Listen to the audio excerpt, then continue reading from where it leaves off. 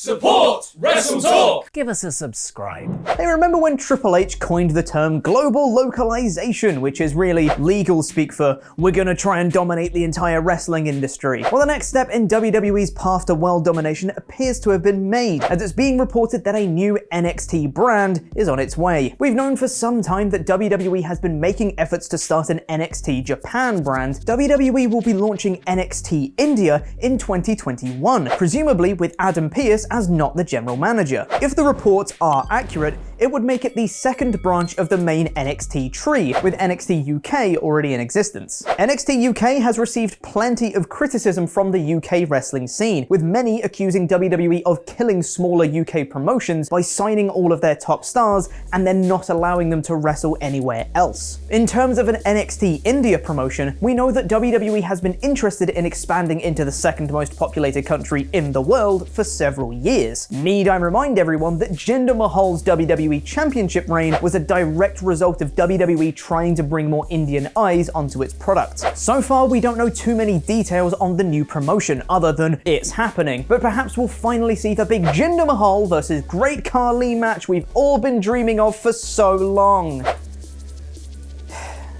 And speaking of big guys who can't wrestle, until yesterday, three things in life had been certain: death, taxes, and Vince McMahon loves big sweaty men. But this is 2020 and nothing is the way it used to be anymore. Bizarro world. It was reported yesterday by PW Insider that Vince McMahon had thrown the world's biggest tantrum backstage after deciding that several of the company's big guys were bad, unsafe workers who needed extra training. Some names like Dabba-Kato and AJ Styles' bodyguard Omos were not all that surprising given their relative lack of experience, but I think every wrestling fan spat out their Mountain Dew when they saw that Keith Lee's name was on the list of people that Vince had sent back to the Performance Center for further training. Keith is arguably the best so-called big guy on the entire roster, and according to Fightful, it wasn't just the fans who were shocked at the news. Fightful reports that many people backstage in WWE are utterly baffled by the decision to send Keith for more training, as he's generally regarded as one of the company's top workers, regardless of size. It's thought that he may have simply been included because of his size, grouped in with the other big guys. It seems that Vince does have some support from within WWE, however, as producer Shane Helms tweeted, "Players that make it to the NBA, NFL, NHL, etc. don't stop practicing and drilling just because they've made it to the top. Being signed to a major promotion doesn't mean stop trying to perfect your craft. That's when you work even harder to perfect your craft." Yeah, but it's Keith Lee, Shane! And now it's time for a review of last night's episode of SmackDown in about 5 minutes.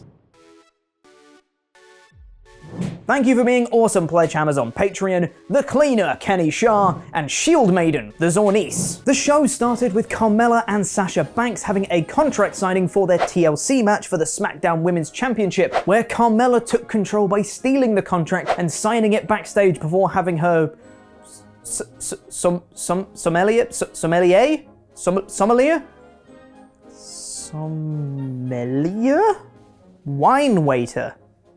Wine waiter.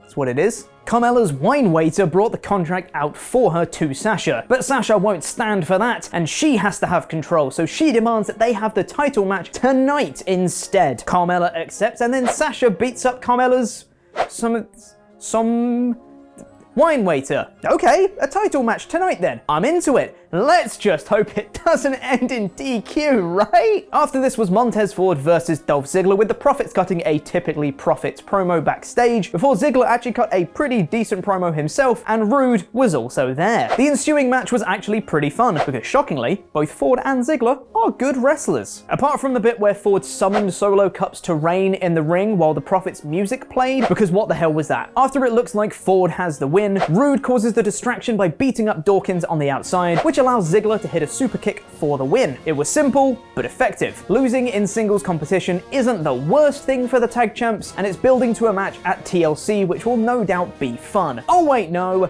that's happening next week, so expect a DQ finish where the DQ comes from Ford landing a frog splash too hard or something stupid like that. Also, did you know the Street Profits love to have fun? That's the point of fun! Sami Zayn backstage doesn't have a shirt, and he is outraged, so Big E, Apollo Crews, Tamina, and Kalisto unveil a new one for him, which is just a Sharpie drawing of a man, then it says, "I am Sami Zayn" underneath it.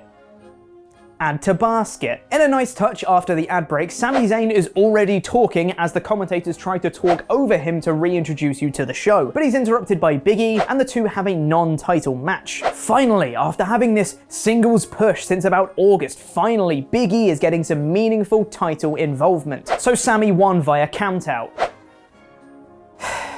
Listen, I understand what WWE are trying to do with Sami. He constantly gets underhanded wins and succeeds via loopholes so that eventually when someone does pin him for the title and he can't run away, it'll be a proper feel-good moment. You know, aside from those pins that he's taken in tag matches because they don't count, I guess. But you're making your baby faces look really dumb in the process. Sami slapped Big E to make him mad, and then Big E chased him under the ring, to which Sami trapped him under there and got back in the ring before the 10 count. Like, that just makes E look dumb. That doesn't make Sami look smart. He slapped you in the face. Deal with it. He needs you in the face like a minute ago. Let your baby faces get over, please. WWE. Bayley and Bianca Belair further their feud backstage, where Bianca has physical, actual receipts for why she's better than Bayley, which was pretty good. Bianca is a very charismatic promo. After this came, as always, the best part of the night that featured Roman Reigns and Kevin Owens.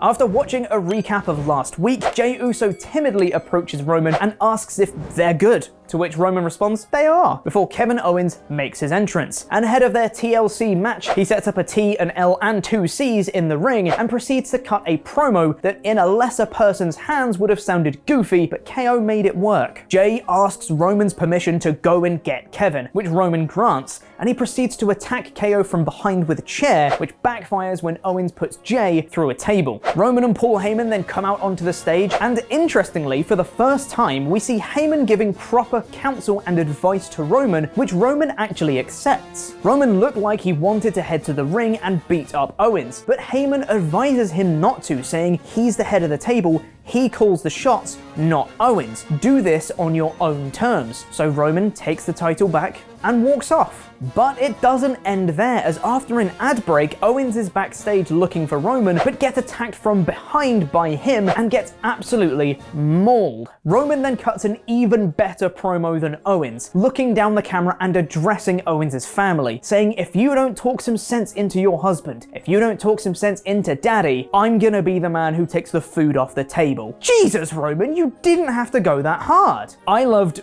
all of this. And I feel like a broken record at this point, which I'm sure the comments have already told me many a time. But all the character work here done by Roman, Jey, Kevin, and Paul was all fantastic, and I'm so pumped for their TLC match. And then after that, we got the Riot Squad versus Natalya and Billie Kay. Shockingly, Natalya and Billie Kay miscommunicated, and the Riot Squad won. Why are Peyton Royce and Billie Kay both doing tag team things, but separately? And speaking of people that are doing tag team things, but not in their original tag team, Otis and Chad Gable had a match next against Cesaro and Nakamura. For about 30 seconds at the start of this match, Gable and Cesaro mat wrestled, and I was all in for it, but then it stopped and I got sad. The finish came when Otis was lining up for the Caterpillar, but Gable called for the tag, who then got immediately beaten up by both Cesaro and Nakamura and took the pinfall loss. I'm not sure where this is going, but please give me more Gable. He's really good. Or in particular, Gable versus Cesaro.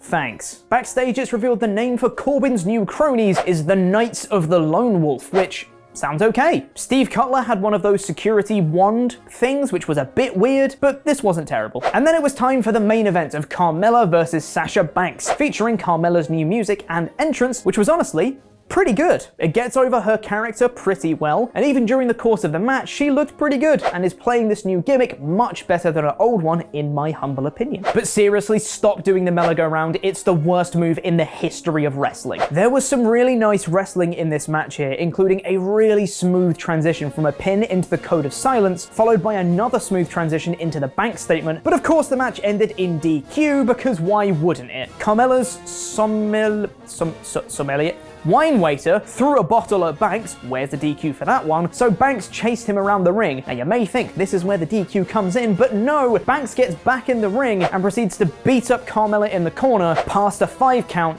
and gets DQ'd. The show ended with a cool angle where Carmella smashed a bottle over Banks and left her lying, but what was the point of having the title match? I mean, I know the point, it was to try and pop a rating, but This would have been a really good angle for a contract signing or something. I just don't get why you do a title match to have a crappy finish all the time. In isolation, this isn't that bad, but it seems to happen nearly every week in WWE, and it's infuriating. So that was the show. Let me know what you thought in the comments, and head on over to our Twitter page to vote in the poll.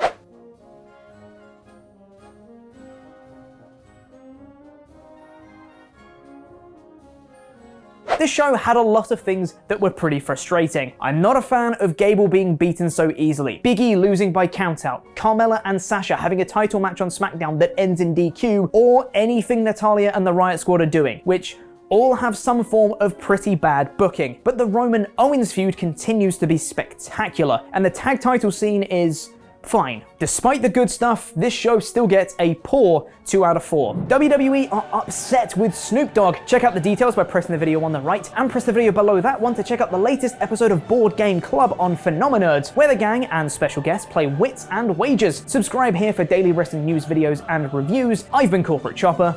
Jam that jam.